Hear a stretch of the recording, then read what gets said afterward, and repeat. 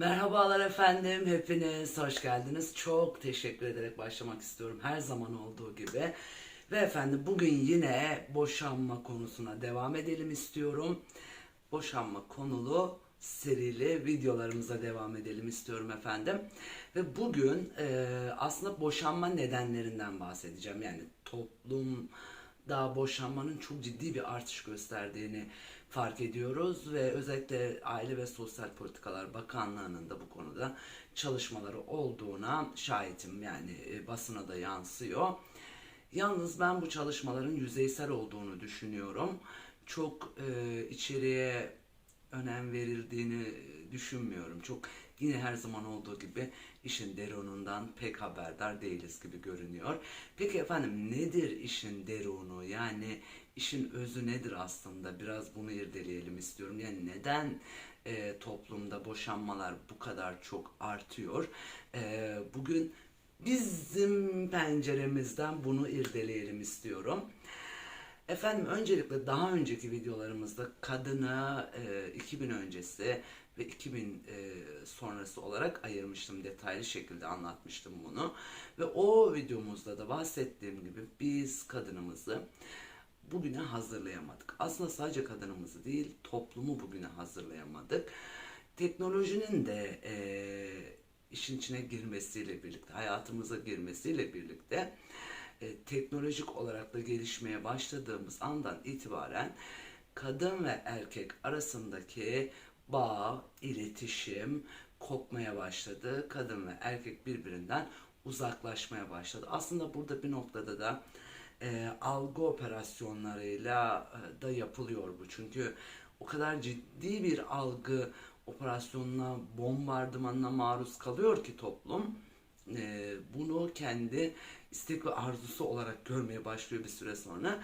Dolayısıyla bu pompalanan algı operasyonlarıyla, teknolojinin birleştirmesiyle bizim kadını ve toplumu bugünkü dünyaya hazırlayamamız bir araya gelince bu iletişim ister istemez kopmaya başlıyor. Kadın ve erkek arasındaki bağ ve diyalog kopmaya ve kadın ve erkek birbirinden uzaklaşmaya başlıyor. Geçenlerde bir vaka örneği dikkatimi çekmişti. Boşanmak isteyen bir kadına hakim soruyor neden boşanmak istiyorsun? Kadının verdiği cevap şuydu. Eşim evin içerisinde benden çok telefonuyla ilgileniyordu. Ee, Kendimi çok yalnız hissediyordum. İnsan bir pazar kahvaltısını dahi yalnız yapacaksa neden evlenir ki? Şeklinde bir savunu biçimi geliştirmişti kadın.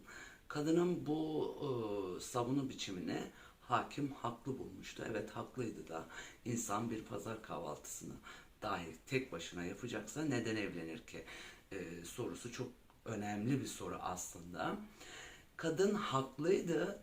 Yalnız burada kritik bir nokta var. Aslında söylemeye çalıştığımız nokta da burası aslında. Yani 2000 öncesi kadın, 2000 sonrası kadın aynı kadın değil dememizdeki kasıt biraz da bu örnekte gün yüzüne çıkıyor. Yansıtıyor yani bu örnek bizim ortaya attığımız kavramı. Ve dolayısıyla orada bir iletişim kopukluğunun olması işte o bugünkü dünyaya hazırlayamadığımız toplumun neticesidir aslında. Çünkü kadın da erkek de telefon denilen aygıt içerisinde, sosyal medya denilen dünya içerisinde aradığı her şeyi bulabiliyor. Kadın da buluyor, erkek de buluyor. Ruh eksik. Gerçi fakat ruha da çok kimsenin ehemmiyet verdiğini görmüyorum. Ruhun çok kimse için önemli olduğunu da görmüyorum. Dolayısıyla hal böyle olunca aradığı her şeyi sosyal medya ortamından bulunca işte sanal dünyada aradığı her şeyi bulduğunda bir kadınla uğraşmak, bir kadına ilgi göstermek, onunla oynamak, onunla uğraşmak erkeğe ister istemez zor geliyor aslında.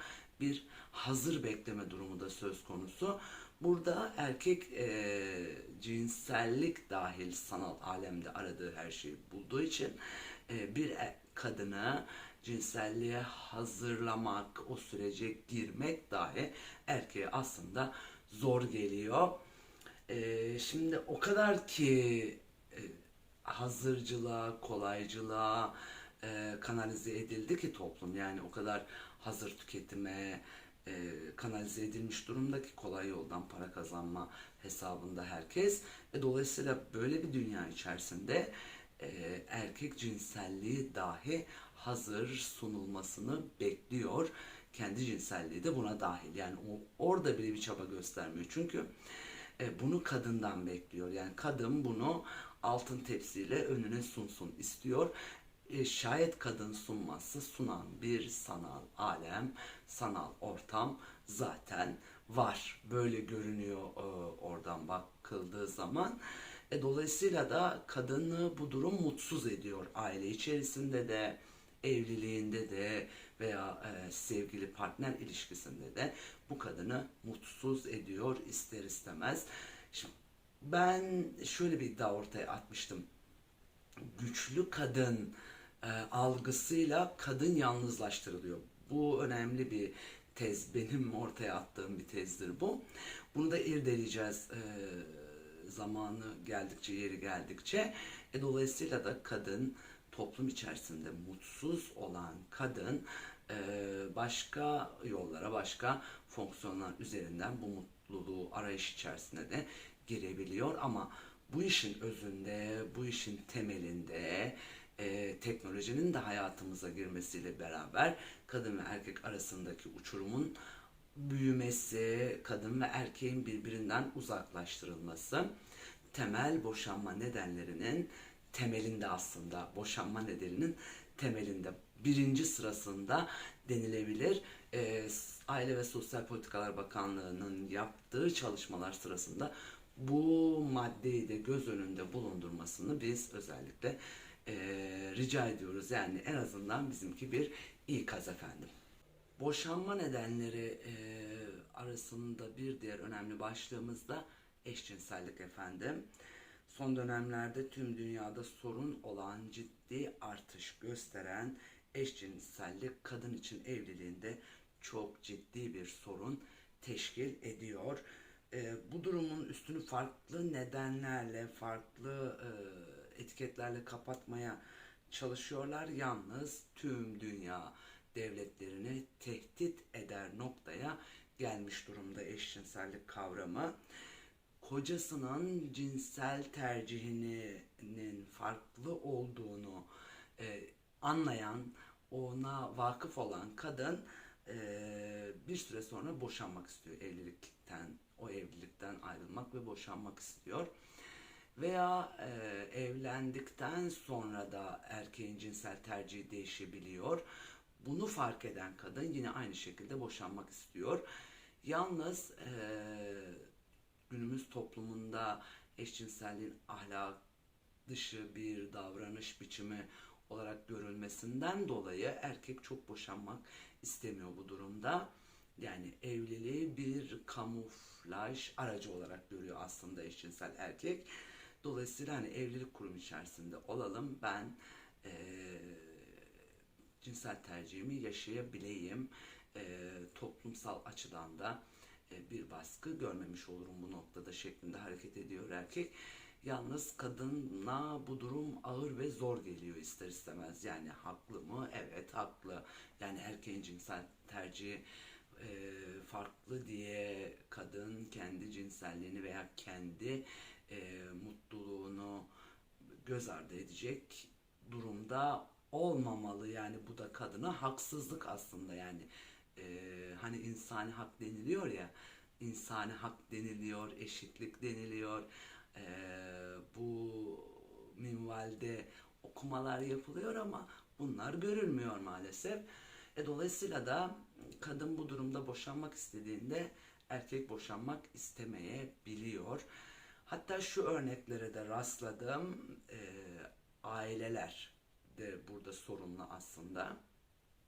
Erkek çocuğu, genç delikanlı cinsel tercihinin farklı olduğunu ailesine söylemesine rağmen aile bu durumu kapatmak için, örtmek için hemen çocuğu evlendirmeye, işte baş göz etmeye, görücü usulü evlendirmeye çalışıyorlar.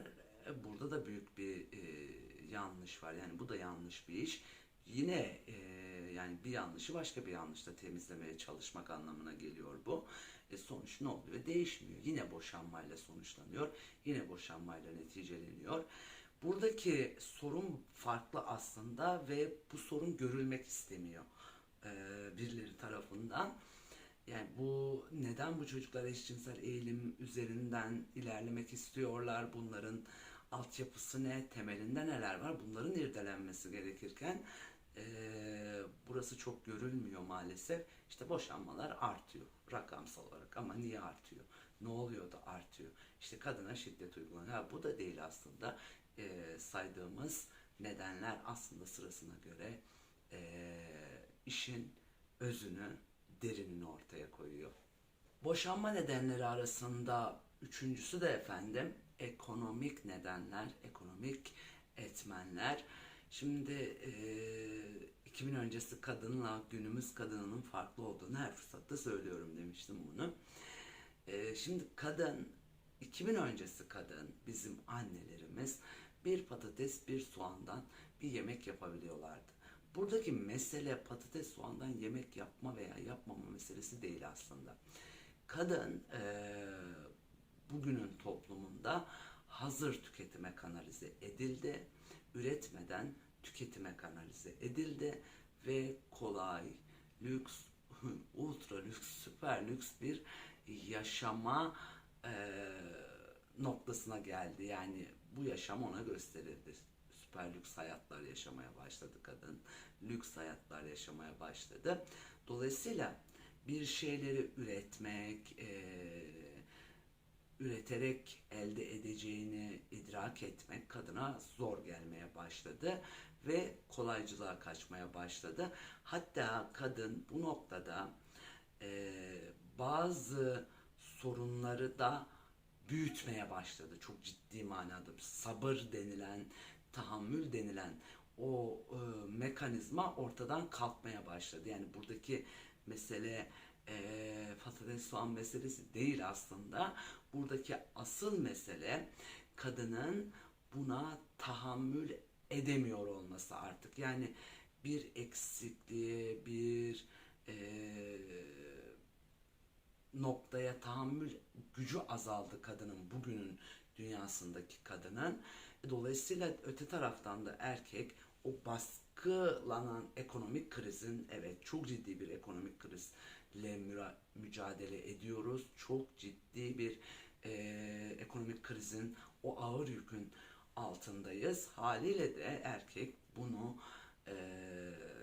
bunun sorumlusu olarak bir süre sonra, yalnız bir süre sonra bu ekonomik krizin sorumlusu olarak istekleri bitmeyen eşini görmeye başladı. Yani bana hayatı zehir ediyorsun diyor adam. Yani elimde olan bu. Yani ben bu kadarına yetebiliyorum diyor adam. Kadın da diyor ki hayır, bu kadarına yetemezsin. Şu lafı duyduğumu söyleyebilirim rahatlıkla kadının birinden. Nasıl kazandığın önemli değil, ne yaptığın önemli değil. Yeter ki bu evin ihtiyaçlarını getir. Bu eve para getir diyor kadın. Bunu duydum. Yani bunu bir kadından duydum efendim. Dolayısıyla erkek burada zorlanmaya ve çıkmaza girmeye başlıyor. Bütün bu o ekonomik baskının, yükün sorumlusu olarak eşini görmeye başlıyor. İşte aile içi kavga, şiddet, huzursuzluk, hatta cinayete varan bir süreçle karşı karşıya kalıyoruz ister istemez. Şimdi burada efendim kolaycılığa kaçıp İstanbul Mutabakatı'nı getirelim, uygulayalım deyip işin içinden çıkamayız. Kadın ölüyor, niye ölüyor, niçin ölüyor diye soran yok. Yani bu adam cinnet hali var orada. Cinnet geçiriyor. Niye bu insanlar cinnet geçiriyor? Ne var burada diye bakmıyoruz. Çünkü şayet biz burada ne olduğuna bakarsak o ekonomik sorunla da yüzleşeceğiz aslında hükümet edenler, devlete hükümet edenler ve etmek isteyenler. O gerçekle yüzleşecekleri için orayı çok görmek istemiyorlar, göz ardı ediyorlar. Yalnız şayet gerçeklerle yüzleşmeden ortaya koyduğumuz çözümlerle ilerlemeyi düşünüyorsak bu mümkün değil. Bu bir hayal ürünü olur. Gerçeklerle yüzleşerek ancak çözüm üretebiliriz. Gerçeklerle yüzleşmeden hiçbir şey yapamayız. Kadın burada mağdur olmaya devam eder, erkek mağdur olmaya devam eder, aile mağdur olmaya devam eder. Efendim, boşanma nedenlerinden bir diğeri, bu da son başlığımız olsun. Nafaka gerçeği. Bundan bahsetmiştik daha önce. Bu kategorideki kadınlar daha çok evlenmeden önce bunu kafasına koymuş oluyor zaten. Yani zaten boşanmak için evleniyor. Bir de çocuk sahibi olduğunda süresiz, ömür boyu nafaka almış oluyor. Burada da çok ciddi ve büyük bir açmaz var. Daha önceki videomuzda bahsettik. Bu da bir nevi tuzaktır, bir nevi kolaycılığın diğer adıdır denilebilir aslında. Öte taraftan bir de dul maaşı denilen bir kavram var. Bakın, dul maaşı denilen kavram, birçok insan evliliğini yasal olarak kağıt üzerinde bitirip eşiyle yaşamaya devam ediyor devletten dul maaşı alabilmek için. Şimdi bizim bir sıkıntımız var. Sapla samanı ayırma gibi bir sıkıntımız var. Gerçek manada mağdur olan kadınla devlet üzerinden, devletin malına diyelim, aslında açık ifadeyle devletin malına göz diken kadını ayırmamız lazım. Yani gerçek manada mağdur olan kadın ayrı, devletin malına göz diken kadını ayırmamız lazım. Şayet hani bir şikayet olmadığı müddetçe, olsa bile çok ciddi prosedürleri var derken zaten devlet burayı kontrol edemiyor. Burada bir yasayla ancak burası düzenlenebilir. Ayrıca konuşacağız bu dul maaşı konusunu. Dolayısıyla bu parayı devletten alabilmek için eşiyle kendisini kağıt üzerinde boşanmış gösteriyor ve eşiyle birlikte yaşamaya devam ediyor ve bu maaşı da devletten almaya devam ediyorlar. Bu da istatistiksel veri olarak boşanma oranlarına yansıyor. Yani boşanma oranları artıyormuş gibi görünüyor. Yalnız işin aslı maalesef öyle değil. Şimdi efendim, dediğim gibi getirelim İstanbul Mutabakatı'nı uygulatalım, onu yapalım, bunu yapalım. Görüldüğü üzere sorunu çözmüyor. Çünkü sorun çok daha derin, çok daha detaylı incelenmesi ve irdelenmesi gereken bir konu. O yüzden biz konuşmaya, biz anlatmaya, gerçekleri size aktarmaya devam edeceğiz efendim. Sizleri çok seviyoruz. Bizimle kalın, hoş kalın, hoşça kalın, esen kalın efendim.